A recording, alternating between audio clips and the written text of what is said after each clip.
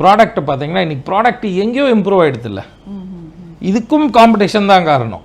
ஒரு பில்டர் இதை கொடுத்தா, ஒரு பில்டர் அதை கொடுத்தார், ஒரு பில்டர் இதை தந்தார் அப்படின்னா ஒரு 4 பேர் 4 விஷயத்தை தந்தால் இன்றைக்கி அது வந்து ஸ்டாண்டர்ட் ஆகிடுது.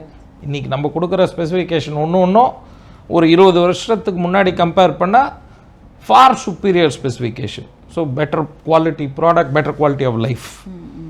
இது ஒரு பக்கம். ப்ரைஸிங்கில் அகெயின் ரீசனபிள் ஒரு விஷயம்.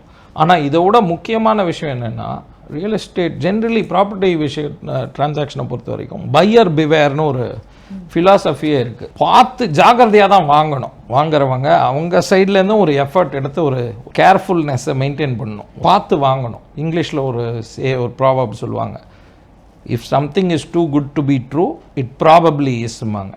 நம்ப முடியாத ஒரு விஷயத்தை நம்பக்கூடாது, அதான் அதனோட பொருள்.